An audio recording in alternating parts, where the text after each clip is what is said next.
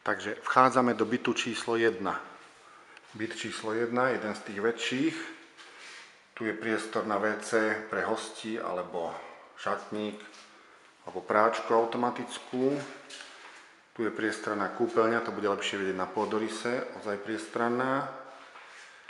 Úložný priestor pod schodišťom, schodište masívne drevené. Otvorený priestor na obývaciu halu, spojenú s kuchynským kútom. Príprava na kuchynskú linku. Obývacia hala sa dá veľmi pekne zariadiť. Je to atyp. Potom je tu spálňa, alebo treba hosťovská izba, aj s rozmerným šatníkom. Takže tam sa celá rodina zmestí. Ešte raz, spálňa vedľa obývacej haly.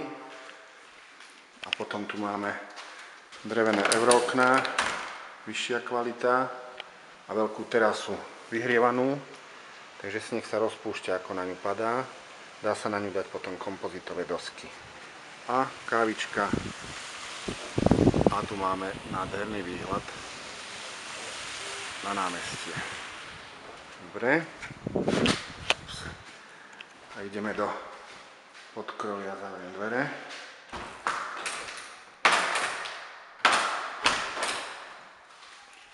Takže tu máme tie masívne schody.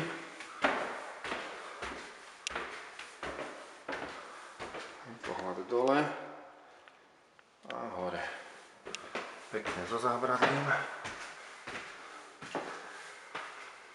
A tu hore máme kúpeľňu.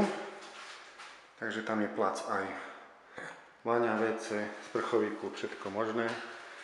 Najmä tomu, že jedna detská izba. Tieto dosky sa dajú dať preč. Zostanú len tie zvislé hrady. A môže to byť špeciálne presklený priestor s osvetlením od obývacej haly. A tu na strešné okná druhá detská izba. A schody dole.